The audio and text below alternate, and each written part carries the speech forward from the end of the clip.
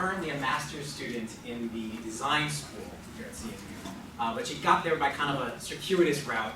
She started off in physics here at CMU, and then went off to teach high school physics for a couple of years. Decided that really what she was interested in is communication design, and so she's back now doing a master's thesis on communication strategies and design strategies for communicating science. And so what we're about to hear from her is sort of a sneak preview of some of the work she's been doing, as well as a lot of the background that went into that work. So I'm really excited to hear what you're going to say. So, yeah, like Gordon said, I just thought I would kind of explain the idea here. I majored in physics, and I realized when I was a physics major that I really liked communicating about it as much as I liked doing the research. So I was like, I can make a living doing that as a teacher. So I went into education after I graduated. I was a teacher for several years. Realized I liked the design process because I was designing learning experiences. So that's how I ended up in the Master of Design program over on the other side of campus.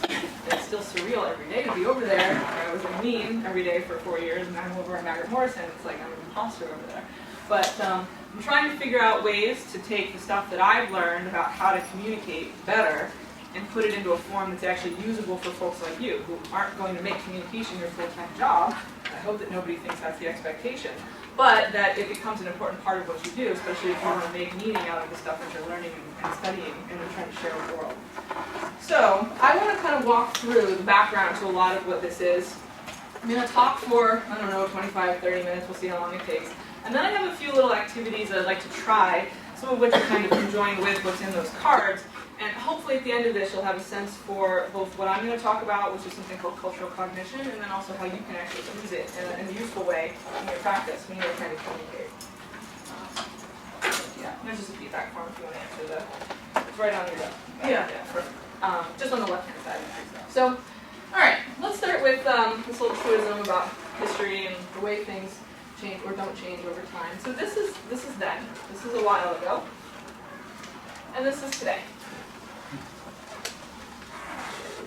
This is another one from a long time ago. And this is now, recently, modern times. One more from a ways back. And more recently. So just to give you a sort of sense of what we're dealing with here, more things change. It seems like more things stay the same. And that's okay. Humans are still human. And the way that people behave to technology and increases in knowledge and understanding about the world and the way it works are pretty predictable, even if sometimes they're not always the best. I think Asimov really sums this up really well. You've probably read this quote. The saddest aspect of life is that science gathers knowledge faster than society is anywhere. So this is kind of the problem that led me to my master's thesis and thinking, what can we do about this? So there are actually a lot of people who already do and have been doing some really great work on this. When I say this, I'm kind of referring circuitously to the topic of science denial, but you'll see why eventually I don't even like that term. But there are a lot of people who figured out what it is going on, what is this phenomenon that people either want to deny the authority of scientists, and they've done a lot of really great work. So if we take what their work has said and sort of boil this down into a few assumptions, this is what we're going to get. The first assumption is that part of the problem where the science communications problem resides is in the assumption that people are in denial. The second is that people are just misinformed.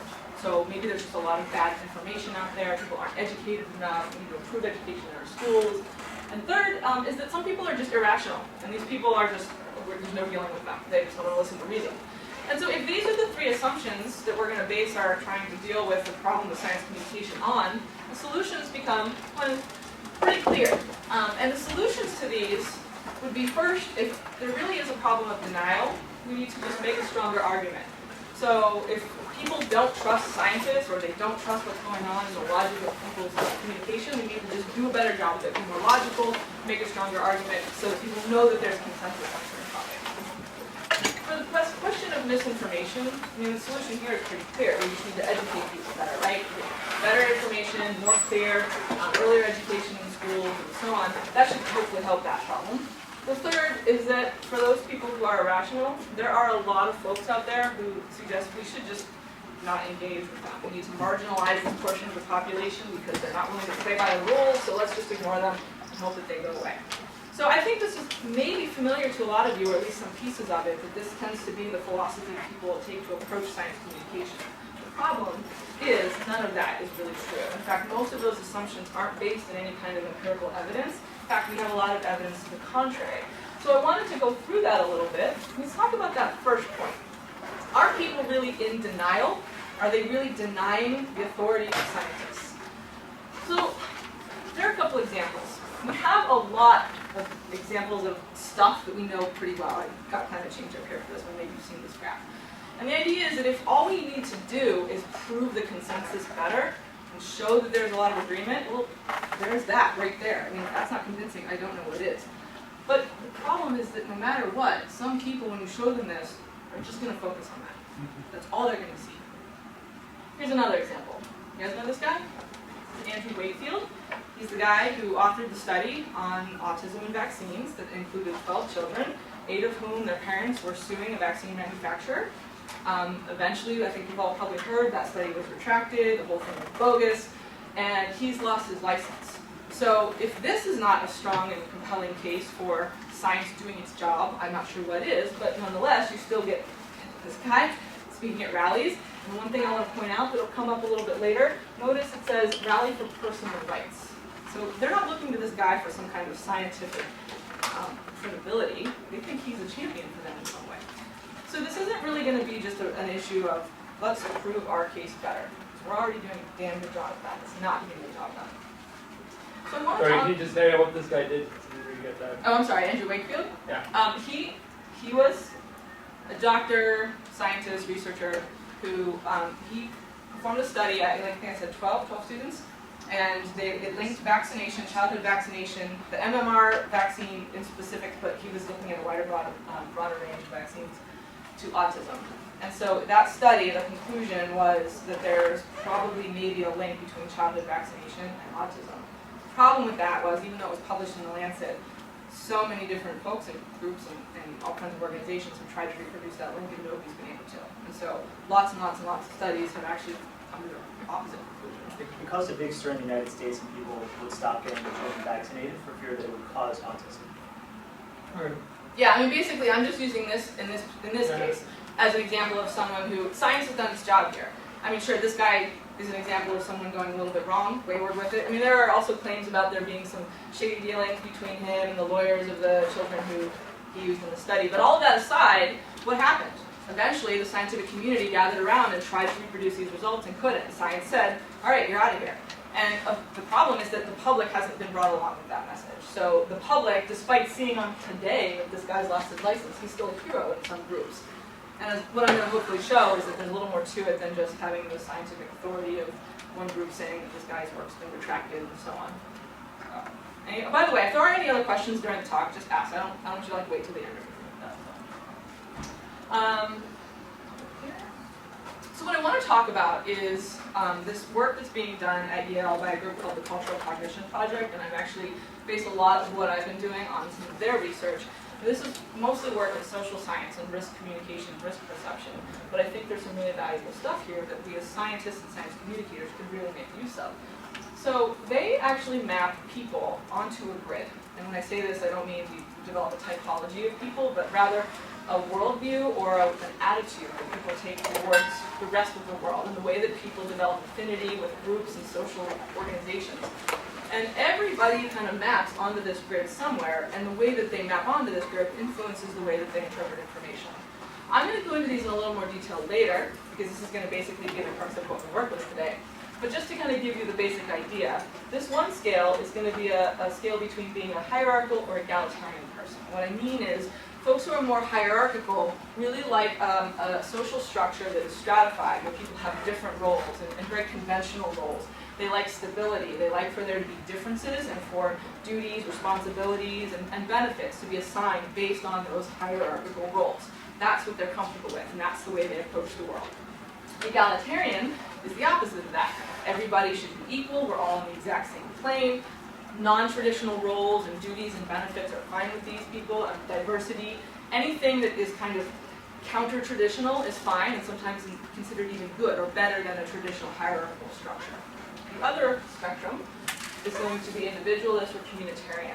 So individualist is just what it sounds like, very much focused on the individual. Individual rights and individual freedoms trump group dynamics with group responsibility. the other end over here, communitarian worldviews tend to focus on the groups and on group dynamics and on responsibility to the group, even if sometimes that means a sacrifice of personal freedom. Now before I go any further, right now you're all like, okay, wait, where am I? And where are the people I disagree with on everything, right? So I want to point something out. First off, it's not quite so simple. It's not just like, what's my personality style? I'm here. It's more a question of how you approach different problems. So there might be some topics where you approach that topic from a very individualist, egalitarian point of view, and other topics you might approach from a different point of view, but in general, you will sort of reside in one of these quadrants. And I have to constantly be reminding both myself and anybody I talk about this with that it's not, set in stone, that it changes, it's fluid. But where people reside on this quadrant, or where the grid of quadrants, is going to predict really well the types of things that people feel threatened by. So if you kind of think about it this way, folks who are hierarchical individualists are going to focus a lot on their individual role and rights within a hierarchical society. And so they're going to be really concerned about maintaining that hierarchical structure and maintaining the individual rights and freedoms that they value. That's like the most important thing to them. They feel threatened by anything that threatens that. Over on the hierarchical communitarian end, similarly hierarchical structure, but they feel more of a link to the community and responsibility because they're connected to everybody else. So individual rights might sometimes be trumped by a responsibility to the community. Same thing down here, but in a more egalitarian version. So in the individualist egalitarian quadrant, folks are going to be, again, focused on individual rights, but everybody's equal.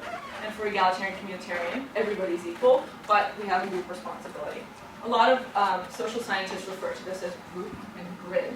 So one of these spectrum, hierarchical egalitarian, is measuring how important a grid is to you, whereas individualist communitarian is measuring how important a group structure is to you. But it's not so much the terminology that matters, it's just the concept. So, knowing this, it's actually really easy to predict, because we've observed, what types of issues are most threatening to the people in the different quadrants. For example, individualist hierarchical types are the ones who get really nervous that you're going to take their guns away. Okay? Whereas communitarian egalitarians are really nervous about the risks of climate change. Now, I'm going to talk a little more about the details of this and all of this research, so I'm not going to go into too much at the moment. But basically, if you can think about what goes into each of these topics and what kinds of implications surround them, you can see why some things are going to be more threatening than others. For example, hierarchical individualists, they want to have personal freedom and they want to have the means to protect themselves, their personal rights, and maintain a stable hierarchical structure. So when you start to say you're going to take away guns, they don't just worry about the guns, they worry about everything else you're going to take away from them too. And suddenly you're going to put everybody on the same playing field, and that's worrisome. For climate change, for example, hierarchical individualists don't find the idea of climate change to be much of a risk. In fact, admitting that climate change is a risk would be threatening to them because a lot of the way that people talk about climate change focuses on regulation and limitation, and that's threatening to them. Whereas the opposite's true down here, communitarian egalitarian is focused very much on what's good for the community, stewardship, social initiatives, and so climate change is a problem. And they're okay to admit that's a risk because they want to do something about it. It's better for the community. So we'll go through this in a couple examples that I think will clarify it, but I just wanted to explain this to you because this is the basis for a lot of the work at the Cultural Cognition Project. So they study the way that people react to issues based on where they fall into these four quadrants. And you can give someone a set of 12 or 15 screening questions and identify pretty rigorously where they tend to fall, what their cultural worldview is. And again, before I go on to the next slide, you're thinking, well, what am I? That's actually important because you're in one of these two. And the way that you orient yourself to the world isn't the way the other three do. And you might feel very strongly that your cultural worldview is the best one. That's the whole point. You're supposed to feel that way. That's your values, and that's the identity of the group that you associate yourself with. But I would challenge you before saying, well, I don't agree with those values, so I don't want to try to communicate with those people. I don't want to even deal with them. I want them to change their values. To that I say, totally noble effort. Good luck. But value change takes decades and generations, and we can work towards that while we also work towards actually communicating with the folks whose values we don't necessarily share. We can still actually come to consensus on things with them, believe it or not. So, there's that. I'd like to point your attention at these three: gun control, nuclear power, climate change in particular, because one of the studies that the Cultural Cognition Project did was on these three topics. And so what they did was they created a number of fake experts who sort of represented almost a kind of caricature of these values. So they had this guy whose picture they thought would represent prototypical hierarchical individualist. I think they named him Ron. And then they have this guy representing the communitarian egalitarian. That's Bernie. And I had to include these because I just thought they were so comical, and that's their work, not mine. So what they did, the name of the study is The Cultural Cognition of Scientific Consensus. And they created these three fake experts. And they actually used Mechanical Turk to make sure this matched up. So they made up a bunch of fake book names, and they made up the position, and then they showed people on Mechanical Turk a bunch of pictures and said, whose picture matches this the best? So that was already verified before they even used it in this study. Pretty good. So these are supposed to be three experts on the three topics. And then what they did was they showed these guys with their profile to a number of participants, and then they also let each participant read an argument about the topic. And each argument had two versions. One was an argument that said this is a high risk, and the other was an argument that said this is not a risk. So let me make sure that makes sense. Everybody read an argument from one of these experts, and again, they were both supposed to have been written by the experts, but one was saying climate change is a real risk, we need to do something about it. The other said climate change, not a big deal, we don't need to worry about it. Okay, so they had everybody read those. And what they found, they asked people after they read them, because this was a question of consensus. They asked, is this guy a knowledgeable, credible expert? Now you think people should be basing, oops, sorry about that. We would think that rational, logical humans should base their answer to that question on this, right? Is this guy credible? Is he knowledgeable? You look at his education, you look at his background, you look at things he's published. You think that that's the thing that should be influencing their answer. It's not. What really influenced their answer was what they read. So let's dive into this. On the global warming topic, okay, when people read the argument that said that it was high risk, now think about this for a minute. We know that hierarchical individualists don't think climate change is a risk because admitting it is threatening to their worldview. Egalitarian communitarians do think it's a risk because that's part of their worldview. When the people read the high-risk version, most of the egalitarian communitarians said, this guy's an expert, because he agrees with me.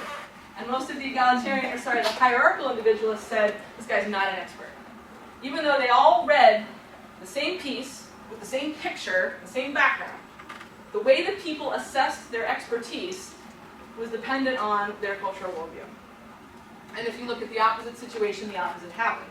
So if you read the low-risk version, the hierarchical individuals are like, yeah, damn right, it's not a problem, no big deal. And the egalitarian communitarians are like, this guy's not an expert, he's clearly ignoring it. Yeah? How did they determine whether the participant was in one of these four worldviews? There is a series of questions that screen people to determine where they are on those two spectra.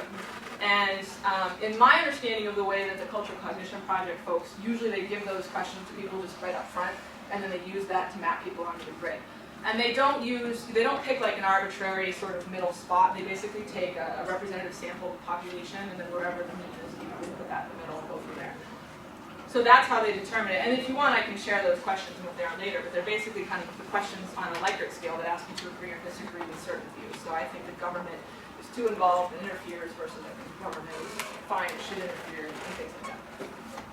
So, the point of this is to come to this conclusion that people's perception of consensus is not based on whether people have a certain background, it really is colored by their values. And so this is kind of the underlying theme of what's going to go through the rest of today. Individuals form their risk perceptions based on their values, and that shapes their beliefs about consensus in general. And that's why we can get stuff like this, where a whole bunch of scientists actually sign off saying that climate change isn't happening. And we have people who go to the Creation Museum, and think that's real. And there are people who still feel that guys like Andy Wakefield, the vaccine autism study guy, is their personal hero. Because these people in this particular example, they score very, very individualist. And they feel that vaccines pose an individual risk to them, and that risk to the individual far outweighs any benefits there are to the group. So they feel him their personal hero. So the whole issue about denial, the whole point of this is for me to say, you know what? It's not so much a problem with denying the experts. There aren't a lot of people out there who say, I hate scientists, I don't trust them. Most people say they trust scientists The problem is which ones? The problem is how do they assess who an expert is? Well, it turns out they assess expertise based on their values. So maybe we need to do something about this. Learn about the values, find a way to speak to all the values. Alright, on to the next part, misinformation. This one should be really simple, right? I mean, we should educate people better, give them better information. This is an easy one. Well, here's another study for you. Same group did a study. Again, screened people so they knew what their worldviews were. And they asked them, how much risk do you think climate change poses? Now, we actually already know what we would expect these people to answer up front. But then we said, what if we were to educate them? Will they change? Will they change their sense of how risky something is when we educate them? So if we start off, we would expect that the egalitarian communitarians perceive there to be a pretty high risk due to climate change, whereas the hierarchical individualists, again, they don't see it as a risk because admitting it's a risk threatens their worldview. Seems strange, but it's true. That's true. Now, if we were to educate these folks, give them more facts, more data, let them read the stuff that shows that there is consensus in the scientific community, we would expect maybe they would go ahead and think it's even more of a risk. But we maybe wouldn't expect very much movement because they already think it's a high risk. But we would hope that the hierarchical individualists, if we educate them better, will hopefully come into alignment with what we already think is consensus. Okay, there's the prediction. What do you think's going to be? Not that. This, of course, happened as expected. That went the other way. Yeah, right? Your eyes are all like this. That's what you're supposed to do. Turns out, it's So not in the so simple. advertisement email that's what's going to happen. So What's that? in the email you send out beforehand, it said Oh, you got the preview. Sorry. All right. Yeah. Shucks. And that's kind of the point. So now this isn't to say that like education totally becomes meaningless and like there's no point in trying or we're never going to get to them. It just means all of this happens in a values-laden environment. So understanding what they are and how they shift and filter things is going to be more useful to you. If you want to try to communicate with these folks, you can't just give them a bunch of facts. Now there are a lot of people, and I know a lot of you in the room because I thought the same thing, I'm thinking, well, why does this happen?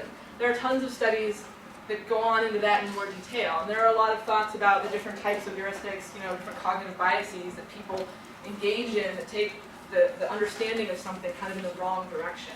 But for the most part, it doesn't matter for us so much why this happens, it's just the fact that it does. So for some people, the more educated they become, they actually become more polarized in their views. And we don't want polarization, we want people to come onto the same page when we're trying to communicate us. So this is going to be a little bit more complicated than just educating people. It doesn't happen in a vacuum, so we're going to have to do something a little bit more than just provide facts. And we'll talk about what that will be. Now what about that last bit? Okay, like I said, there are people who want to discount people like Jenny McCarthy, who is she's not anti-vaccination, she makes a point to say this a lot. She just wants the vaccines to be safer. What she ignores is a lot of the data and information that suggests that a lot of vaccines are safe. And so a lot of people want to just discount her because she was an actress and Playboy model, and they want to say, well, she's irrational, and let's just marginalize that entire group. And they're trying a strategy not unlike what we've done with Holocaust deniers, which is in fact why people started using the term denial in the first place. Because if we call them a denier or denialist and just kind of ignore them, eventually they'll disappear and go away. But that's not happening, and we can't really rely on that because some of them are in Congress. So we need to do something about it. And I would argue very strongly, and this is why I'm here today, is that these are reachable people. Okay, so sure, there are some folks who are really extreme in their beliefs and their intent on stirring up denial. But I'm talking about the majority of the population who are reasonable thinking folks, maybe even this guy, we could possibly reach if we learn how to communicate with values in mind. So, this book I want to include just in here because you're thinking, how do you even do that? There are a lot of people who've been writing about this for a long time, they just haven't been using the terminology that we use. But this concept of a clumsy solution is exactly what I'm getting at. A clumsy solution is something where it's left open for interpretation, something gets done, or a conclusion gets made, or a policy gets enacted, and people with completely opposing values can latch onto it for different reasons. And at the end of the day, maybe it doesn't matter why people agree with or do or understand something if they all are arriving on the same page. I mean, this is science, and I think Arden has said before and likes to say, the whole point of science is it's true, no matter what, it's true whatever your values are. So if we can find a way to put all of that into one possible communication, then that's the ideal. So, I would posit that this is a design problem. Not this kind of design, which is what a lot of people think of when you say design. This kind of design. Design is the process of trying to make things better, and that's what we all try to do. So there are actually a lot of people who do this really well, who I think instinctively are doing this well. Am I gonna be okay? Is that gonna mess these up? It doesn't matter to me. Is it okay for the? I'll trust you guys. And there are a lot of folks who have already kind of caught on to this, I think. These are 3 that I highly recommend, and I'm sure these will be on the library shelf soon enough.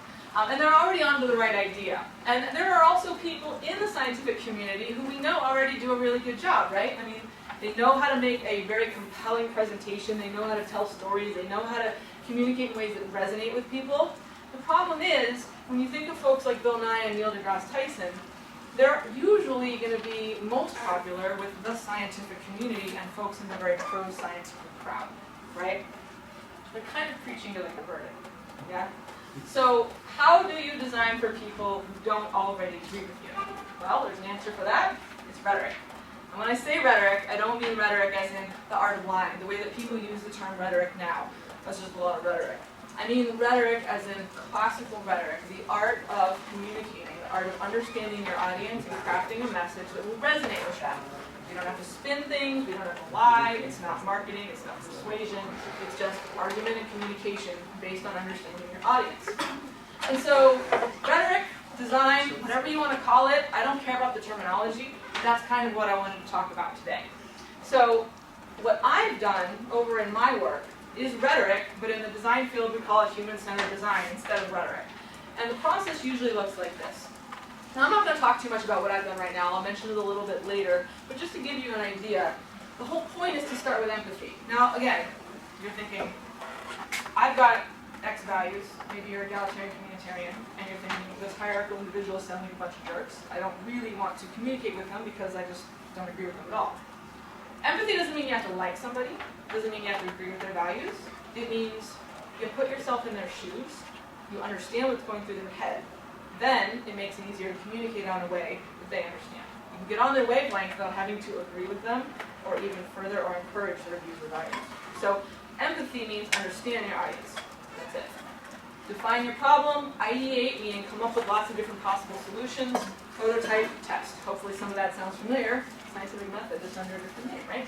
So what I've done is try to follow this process over the course of the year. I started off by learning about those 4 quadrants, the different cultural worldviews, and then I defined what I thought was a good process for you, meaning communicators, to be able to communicate about science to those different worldviews. I came up with a couple different versions of ways to do this and tried them out. I tested them, and I'll talk about one of my case studies a little bit later. And what it boils down to is that you have to know who your audience is. Are you dealing with a Ron or are you dealing with a Bernie? Or maybe both. Probably both. You want to try to find ways that affirm their worldview. So the whole point here is that we want to be able to communicate in a way that doesn't send a certain cultural worldview packet. They're like, all right, screw this, I'm leaving. You want to find a way to communicate that is at least not threatening, and if possible, even affirming. And I'll explain what that means.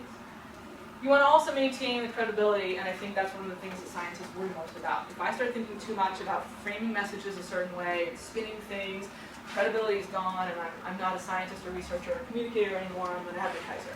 And that's not it. And I'll show you that this doesn't have to be part of it. And of course, making it resonate, being compelling. You know that other PCR seminars have talked a lot about storytelling and crafting a narrative, so this is all going to be an important part of the process. So my point here is that I think right now, this is the way people approach science communication. That somehow we're going to be able to outweigh a lot of doubt and controversy by piling on facts, logic, and information. And it's not going to happen. It's not working. So I'm recommending we kind of change the way we approach this. Let's look at it more like this. You guys have surely seen this optical illusion before. These look like 2 different lines. They look different, but you know that they are the same. And the point is we can give information to one person that looks like this, maybe to another person that looks like that, but deep down, even though they're framed differently, it's the same information, right? So they're giving the same communication at the end of the day, we just framed it differently for different types. So before I go on, give you guys a chance to take a breath, have some question or 3 if you want. I'm going to talk a little bit more about these in particular, and then the idea here is that we'll maybe try out some activities, try to write a little bit and frame a little bit. And the first thing I hope you think is like, I have no idea how to do that. That's fine. I don't either. I don't think anybody does. The only way you kind of figure out how to do this is to try it out and talk about it and think about it. So I'll lead you through a few things and we can talk. But I'm hoping at this point, this shifts from me talking at you to you talking at least among yourselves, if not hopefully back towards me. So more workshop, less lecture seminar. But I do want to point out just a couple other things. Understanding this grid, if you will, it's really important, as I've said, that you know this is not a typology. And I've actually talked with the folks at the Cultural Cognition Project, and they're really adamant about saying, look, don't put people in boxes. Okay? This is the way that people approach things. It's an attitude or a worldview. It's not a personality type. So you're not going to be able to say, there goes that hierarchical individualist driving that same car that all hierarchical individualists drive, with that bumper sticker and that outfit, and you voted for this person, right? It's not how it works. And I know the other thing you tend to think about is that there's probably a political correlation here. You're thinking all the Republicans are up there and all the Democrats are down there. It's actually not true. In fact, there's a small correlation, but not much. And most people, I'm going to just skip ahead real quick. I'll go back to that. Most people are there.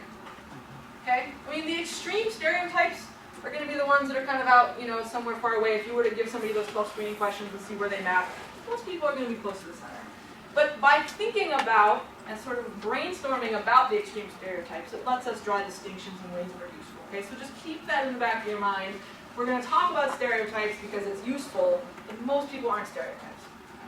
So what I want to do now is back up. And the cards that you guys should all have are meant to be sort of a companion to this. Wow, I didn't realize the contrast was so light on this. I don't expect this to be readable. If anyone didn't get cards, they're up in the box. Yeah, are there any left? It looks like we have. Oh, If anybody didn't get the cards, as I mentioned earlier, this PDF will be available online. Yeah, and I'm going to be refining them a little bit, so there'll be a more final version, and we'll put them online. You can download them and print them out at will. And for the purpose of today, you can share if you need to. The idea for these cards is that there are going to be 5 categories, so that's what those colors on the front are. And the first is basically just that entire quadrant for you. So if you wanted to go back to your office or your friends and say, all right, this is what I learned, you can lay this out. So those cards that are red, those are the 2 spectra with their attitudes on them for you to be able to review. And then I also included, well, I'll get to that. Oh, man. Okay.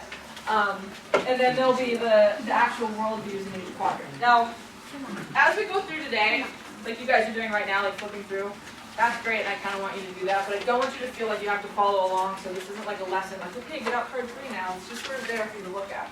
But to talk about these in more detail, if you either have this card in front of you, or you wanted to look at the screen, just to go into some of the details of each of these, so you guys ideally become sort of familiar with these people. If you're in your brain, you're imagining this person, like, what's a really hierarchical individualist person look like? Or who do I know that's a hierarchical individualist? That's great, but I'm not going to throw out names. I'm not going to throw out like people that you might, be familiar with who are like that, and I'm not going to even encourage you to try to kind of come up with a stereotype because it's better if these remain sort of abstract. But we can still think about them as quotes. So a person who's going to be at the way individualist end of the spectrum. So the individualist attitudes are ones that are things like interference from outsiders limits personal freedom. Like interference on personal freedoms. Collective assistance and welfare structures hold us back. Now when someone holds an attitude like that, it doesn't always have to be because they don't like people and they want poor people to stay poor and they want people to sort of struggle. It's just because their individual attitude is individualist and they see threats to themselves as trumping or being more powerful than benefits that there might be in a community. So when you hear people say things like, I don't believe in welfare, it's not always because they want people to struggle, it's really just because they're more worried about themselves than the others. Take what you want from that, but that's true.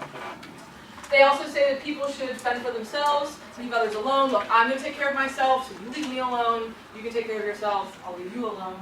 And freedom and competition lead to human resourcefulness. So one of the most important things here is to try to spin these in a positive light, because if you're going to try to communicate in ways that resonate with these worldviews, if you're constantly judging them, and you're like, all right, now I'm going to write a piece for the hierarchical individualists, man, those jerks, you're not going to be very successful. But if you can find ways to appeal to them in positive manners, that's the most successful. Individualist attitudes really put a premium on human resourcefulness and innovation. They want people to be free individually to compete because they believe that that leads to innovation, and they want people as humans, as a race of people, to be able to figure out solutions by being free to actually explore them. That's why they don't like limitations and regulation. That's their reasoning. Agree with it or not, that's how they think. At the other end of that spectrum, the communitarian attitudes are going to be sort of the opposite of that. So they believe that human interaction and compassion are critical and they're kind of central to existence. So they're less concerned about individual needs, more about the group.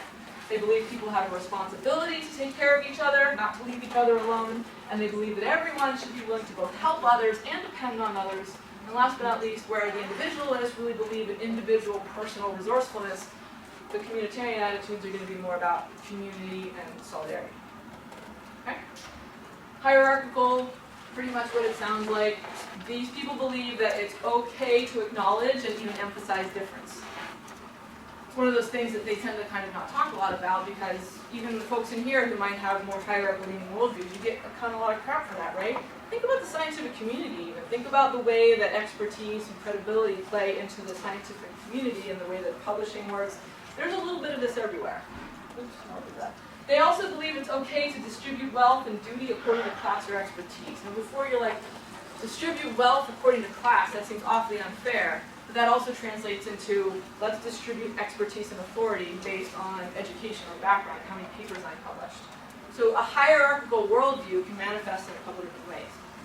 Policy and social conventions should support traditional hierarchies and stability. Stability is a big thing. Structure and stability are the main statements of hierarchy. And then roles should be differentiated in a traditional manner. Whereas at the opposite end of that, egalitarian attitudes are, again, pretty much opposite. So discrimination is harmful, everyone deserves equal representation and duty and fair distribution of wealth. Everyone should be allowed to participate. Participation is big with an egalitarian worldview. And everyone should have access. Meaning, maybe they don't want to participate, they should still have access if they want. So, understanding those is going to be helpful because, again, you can kind of figure out where those quadrants are. And again, these are what the cards are, so that if you want to refer to them, you can lay them out and look at them as a sort of poster, but also because some of the exercises you might want to use that are in there tell you to choose one. So the reason I didn't just make a poster for this was, hey, if you want to use exercise 3 that says pull this out, you can just grab one of the worldviews at random and use it in the exercise.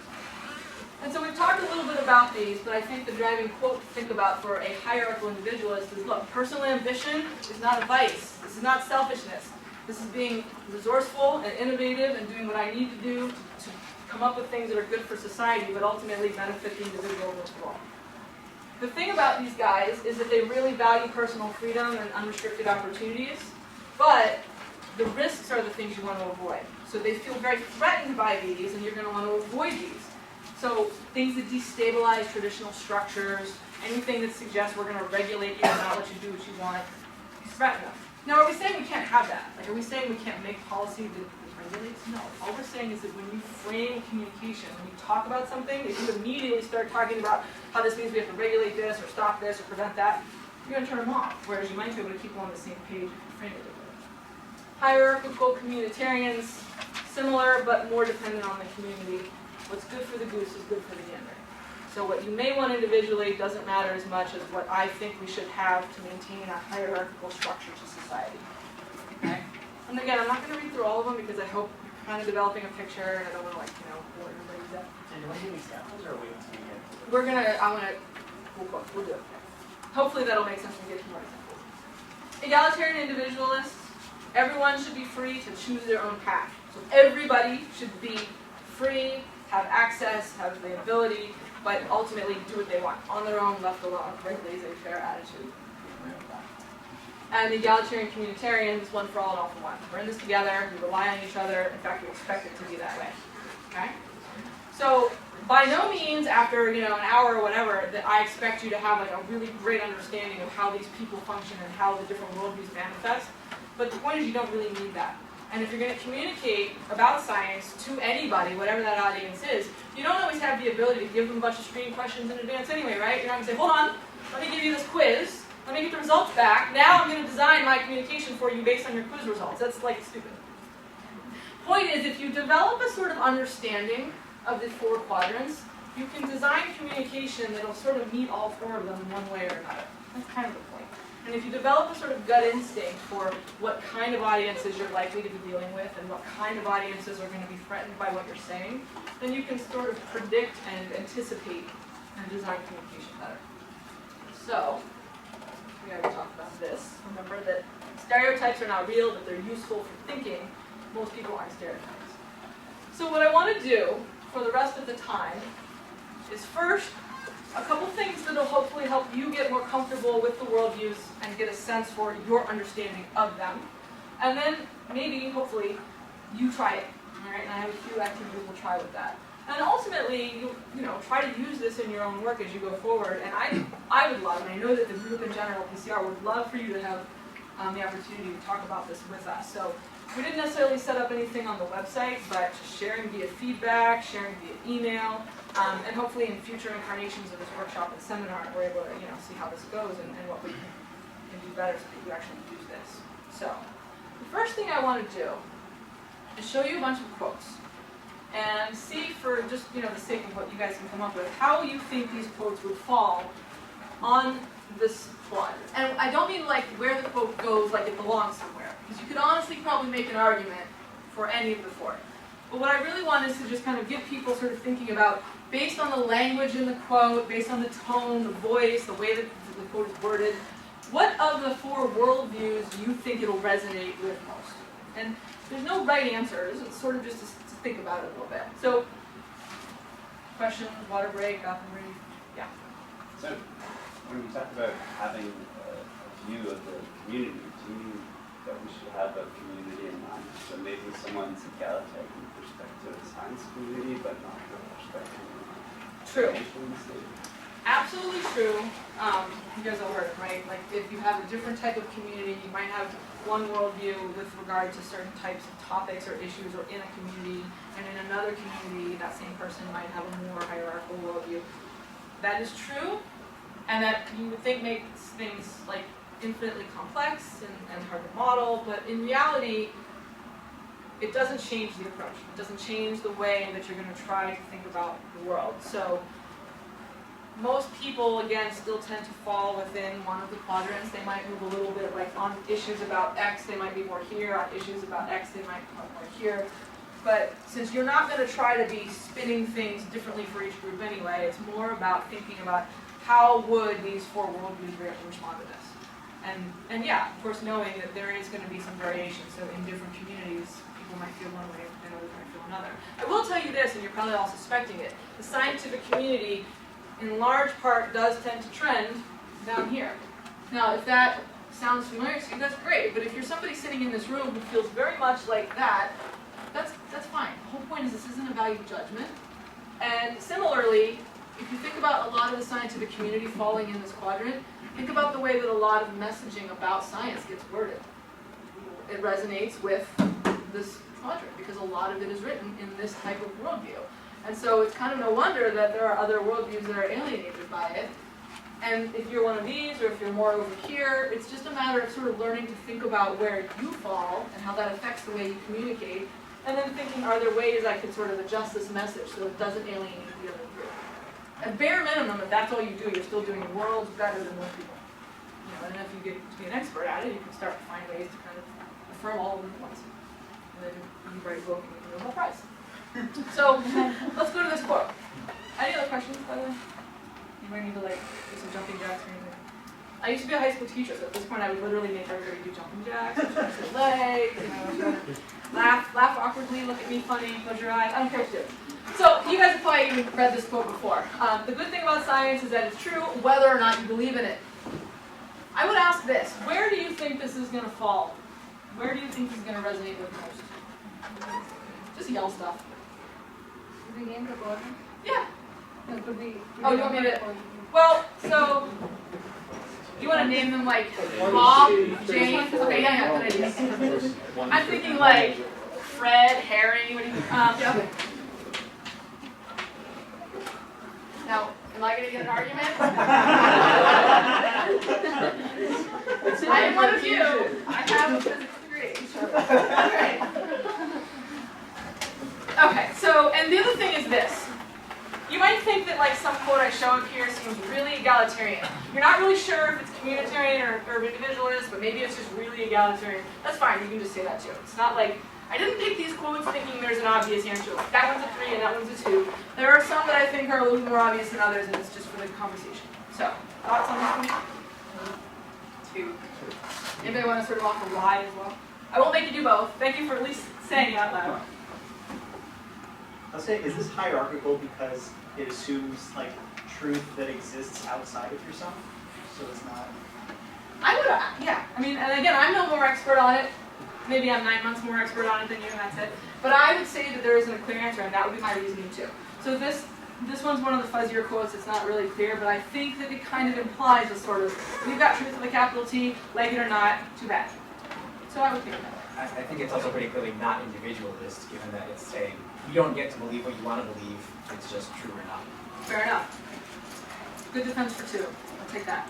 That's our buddy, Neil Tyson. Who, by the way, we all love him, right? I think he does wonders, and I actually think he's got a good intuitive understanding of a lot of what I'm talking about today, but that doesn't mean everything he says comes out in a way that works for all opponents.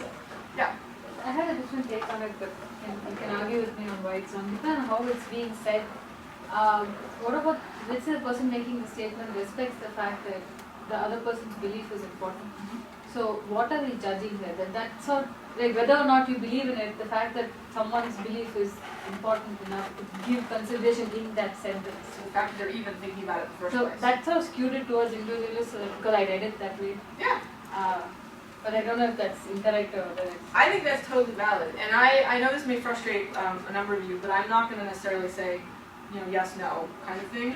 And I know you're like, well, how are we supposed to use this if this isn't even clear? The point is to get you to think about it. The reasoning that you guys have just used is sound reasoning. And at the end of the day, that's going to be what's valuable, regardless of like the conclusion we draw, whether it's one or two.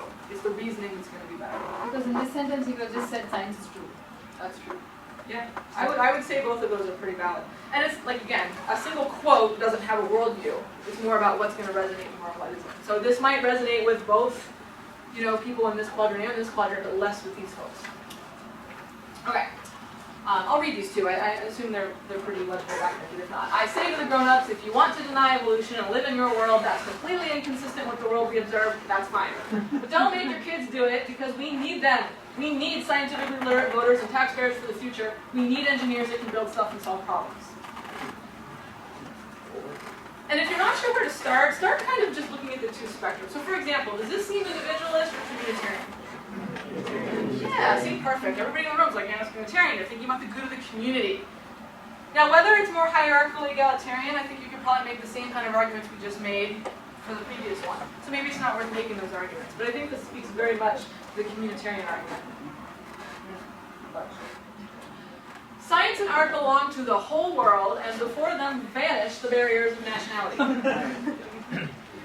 Thoughts? Maybe down here a little bit? Yeah? Science is the belief in the ignorance of experts.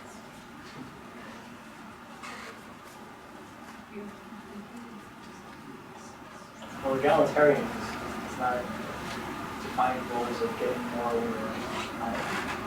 I would say that's sort of my take on this.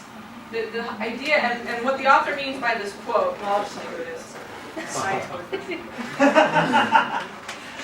He was saying, the whole point here is that we don't put people on pedestals, that we let the truth and the numbers and the evidence and the study come through. So in that case, I would say that's very egalitarian. Again, communitarian individualists make an argument, but it's more about understanding this is a very egalitarian quote. All right, we can no longer allow America's dependence on foreign oil to compromise our energy security. Instead, we must invest in inventing new ways to power our cars and our economy. I'll put my faith in American science and ingenuity any day before I depend on Saudi Arabia.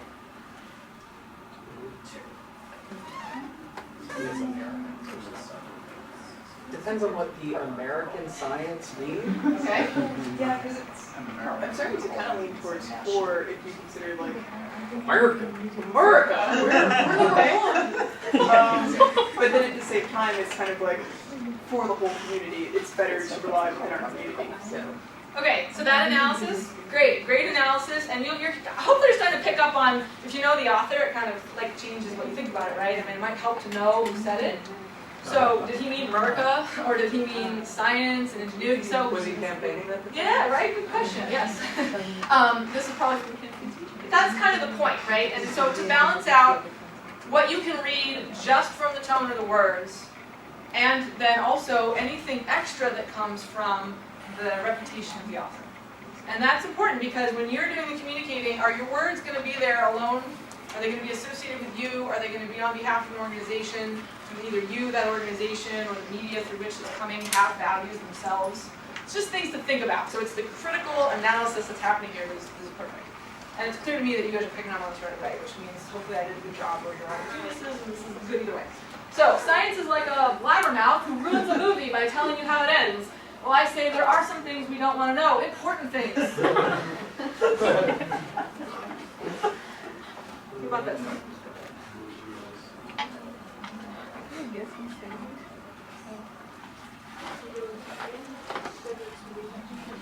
Okay, so there's the we, the royal we. You might think we got the egalitarian sort of worldview going on here. I can see an argument for that. I will tell you who said it, and I might color things a little bit. I included this because if you think about Ned Flanders, just as a stereotypical character, again, since he's not real, it's kind of okay to use him as a stereotype. Where do you think he falls up here? 2. Yeah, probably 2. So I might, knowing that this is from him, think that the quote is like, maybe up there. But without knowing the author, there's something in the language that speaks a lot about like the group dynamic, or more about like the royal we. We're thinking about what's good for everybody to not have to know something. We're gonna all be together and equal in our ignorance. That could be egalitarian.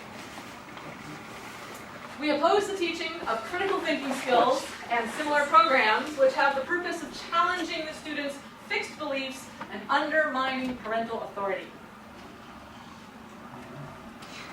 You can read it a few times if you want. It's a real quote. What do you think about this one? I don't know, I have a serious question about the we that you use in these statements. Some of them really portray individualist thoughts, like Ned Flanders. He's basically saying, I don't want to know the truth. He's speaking for a larger community of people like him. That's fair. That's a fair argument. Yeah, I would say so. And I mean, that's kind of, again. That's why I don't understand. I don't know where to place communitarian because he uses the word we, and it's a community of people like him. So, So, I guess the way that I can answer what I think you're asking, and correct me or ask more if I don't answer this well. The difference between communitarian and individualist, or communitarian and egalitarian, I think is maybe the distinction you're looking for. I mean, we all belong to groups. Okay, even the hierarchical individualists belong to groups. In fact, that's what this entire stuff is all about. It's called identity protective cognition, or as the cultural cognition group calls it, cultural cognition. So there are groups no matter what. So by virtue of referring to a group, doesn't automatically mean we're communitarian or egalitarian. The real question is what that person thinks about the group compared to the rest of the world. So do they think that that group and its values should be the same for everybody?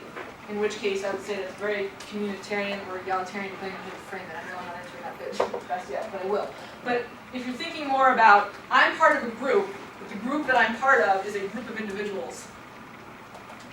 Seems kind of weird, right? But a group of individuals, you're going to be dealing with individuals. So it's really whether you think about yourself as a sort of island among many islands that are part of them. Yeah, perfect.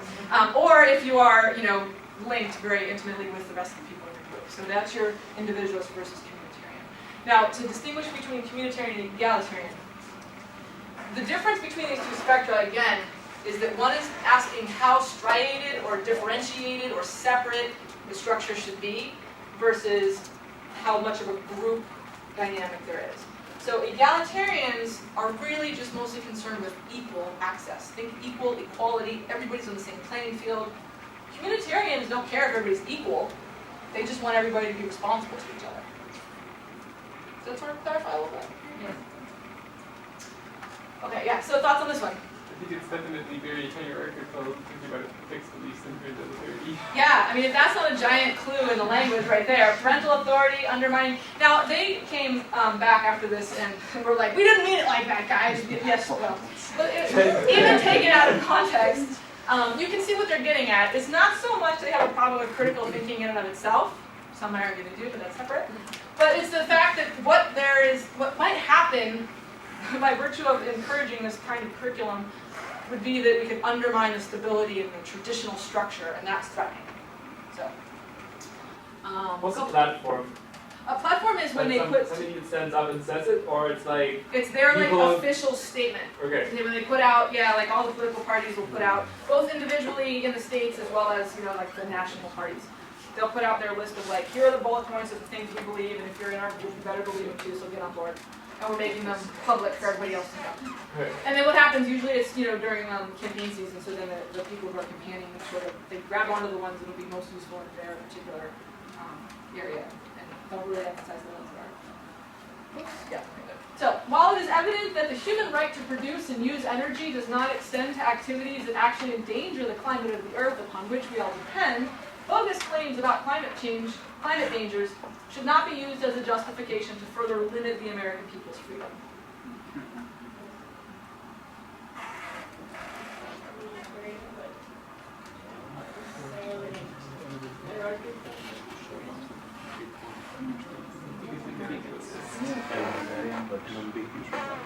I'm liking the murmuring, but I like his arguments. Anybody want to give me more good defense, good reasoning? I'm going to say number 4. Why? Well, I think I reasoned it out internally, so let me see if I can do it externally. Please do.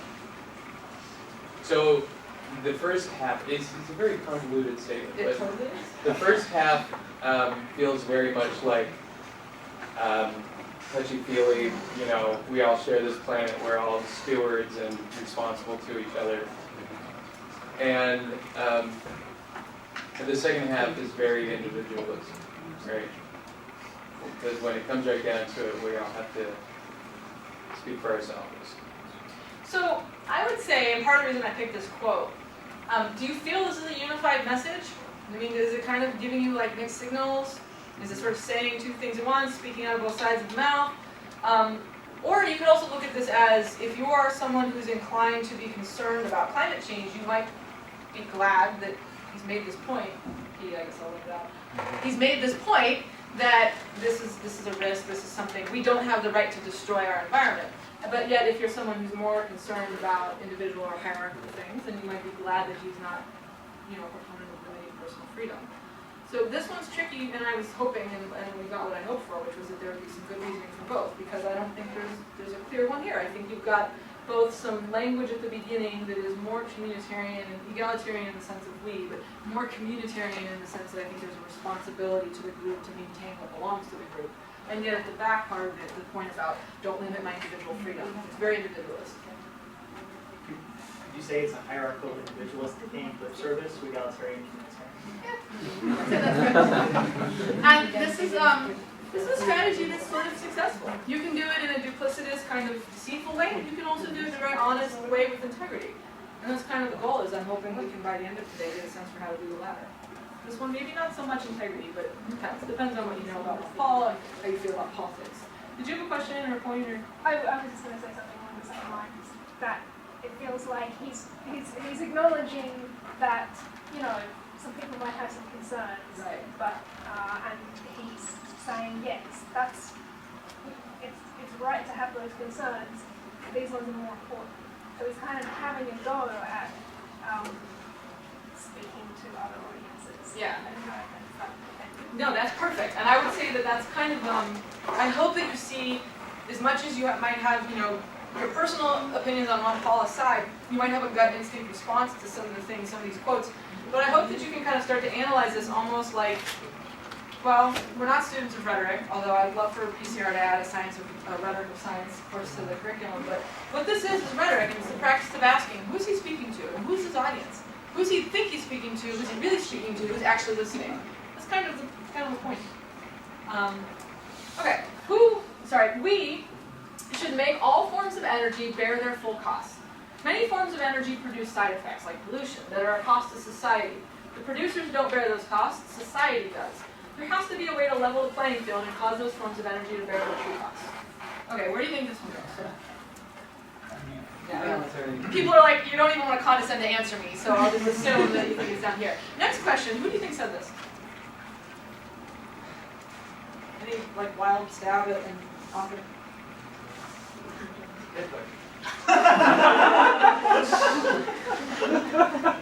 Someone more recent. Very good though. Nancy Come on, give me one more name before I show you who it is. I actually showed this quote to a couple other people and they thought it was Al Gore. They said, is this Al Gore? because it's very much sort of in that vein.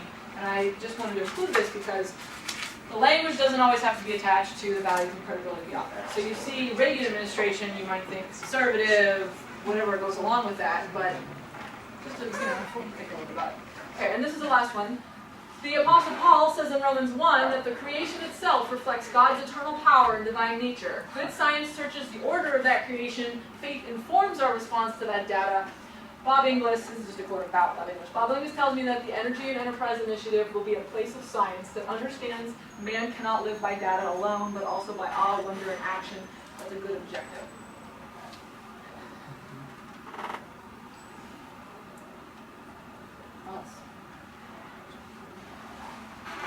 I think it's communitarian egalitarian. No.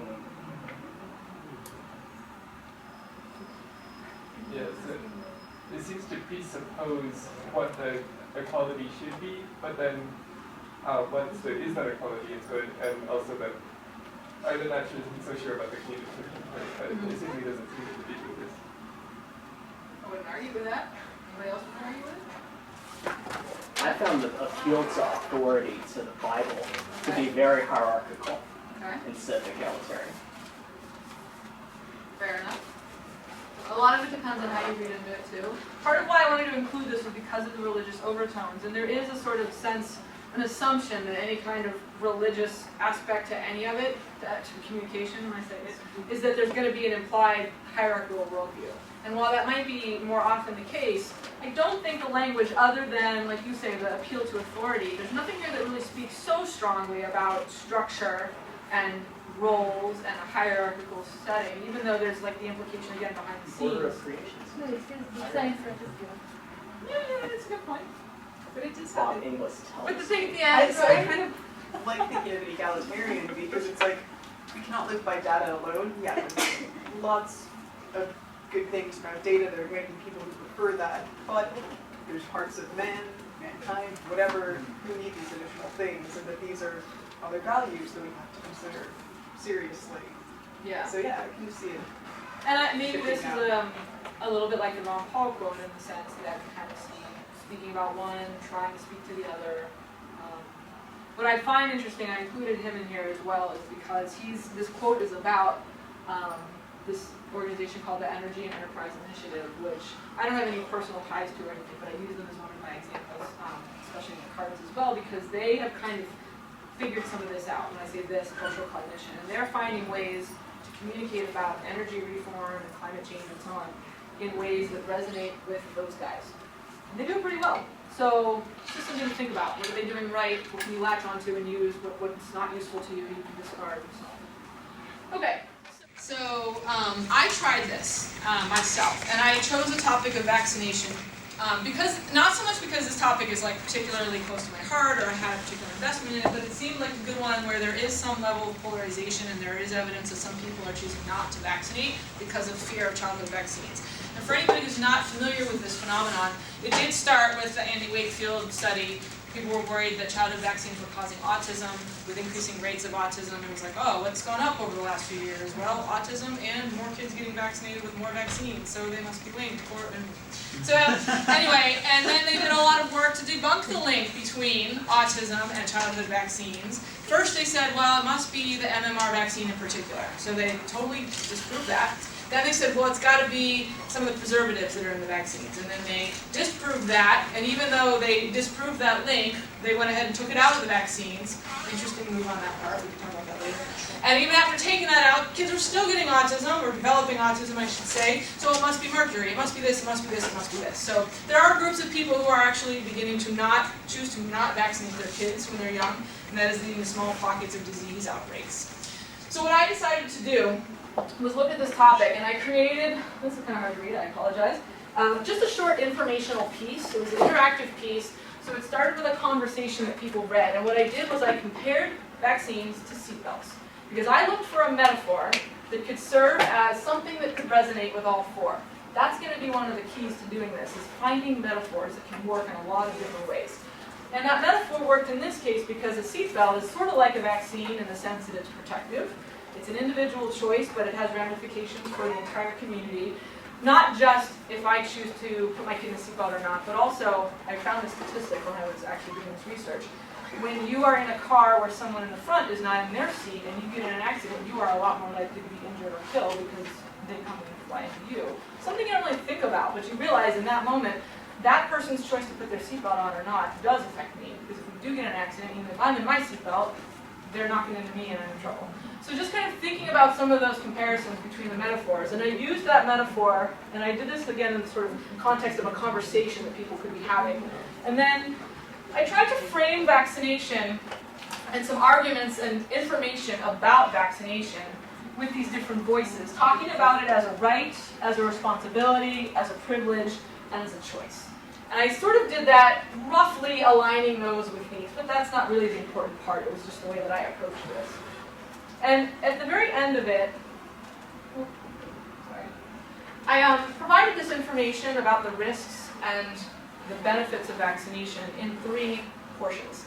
I divided it into arguments about why should I vaccinate, and then why would I vaccinate, and then why wouldn't I? Because here's the thing, if I want to create this message that's going to appeal in one way or another to all the worldviews, I can't just say, if you're egalitarian, communitarian, click here. And if you're individualist, hierarchist, click here, right? I mean, that's not reasonable. And in addition to that not being feasible, also, if I were to create a distinctly different message for each group, that would be duplicitous, and it would come across as a kind of sort of spinning advertising. I mean, that's not the goal here. So I had a lot of people in the early stages of my thesis say, so you're basically looking at how to market science, use demographics and marketing.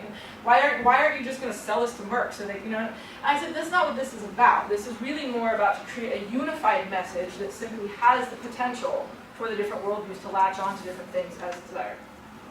So doing that with a metaphor makes it a little bit easier.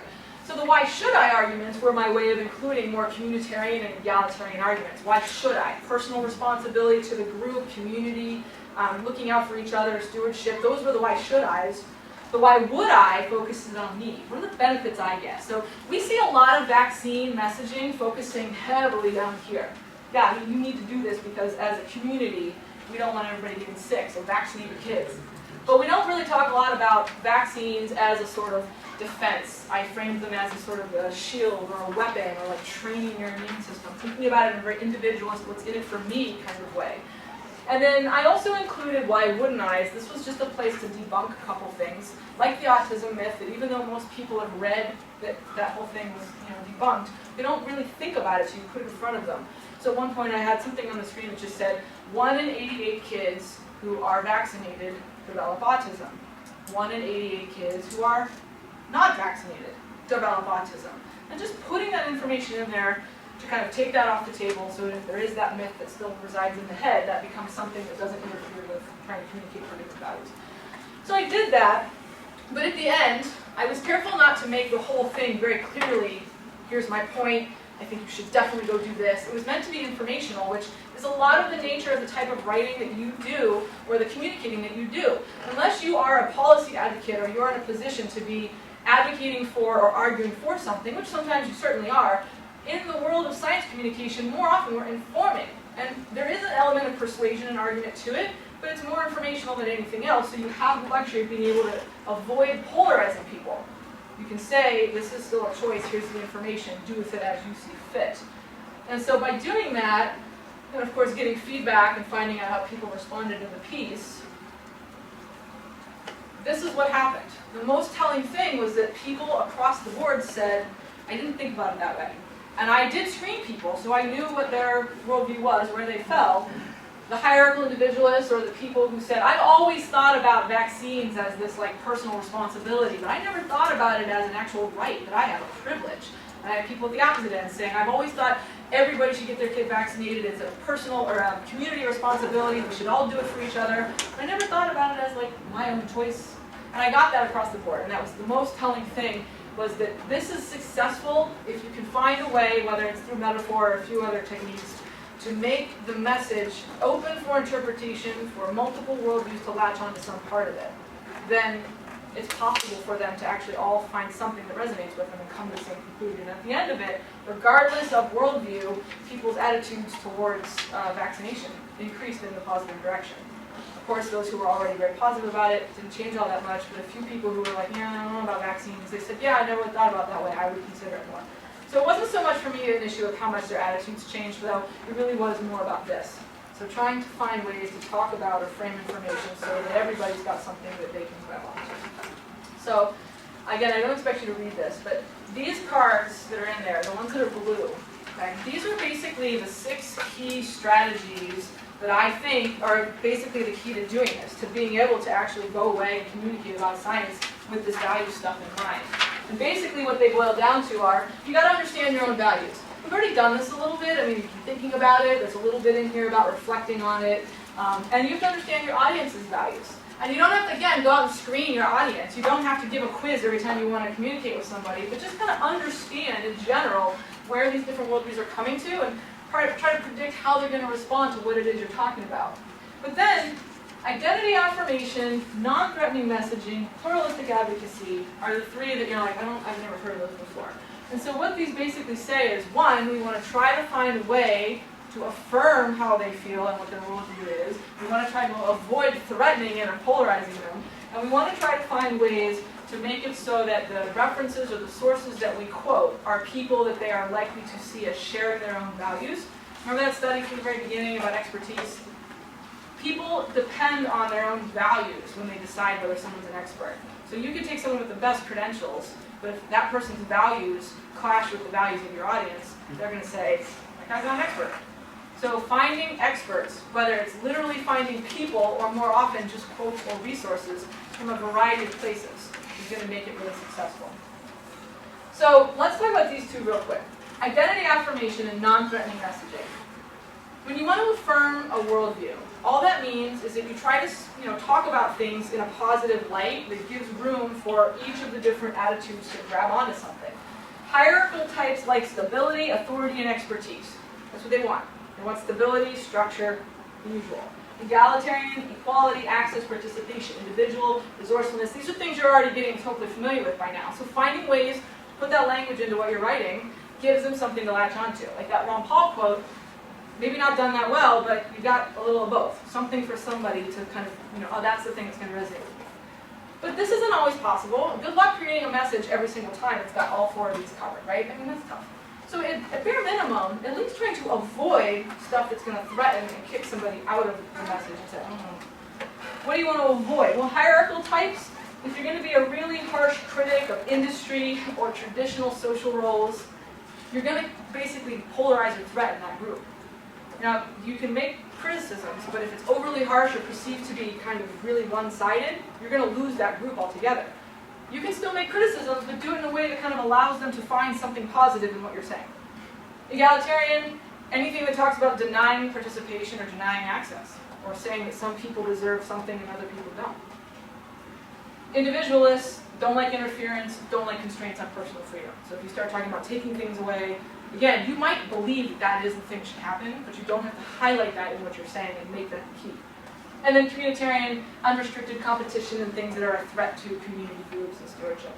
So again, I'm hoping you're like, these are kind of obvious. By now, okay, that's great, because that means you've got a good sense for these values.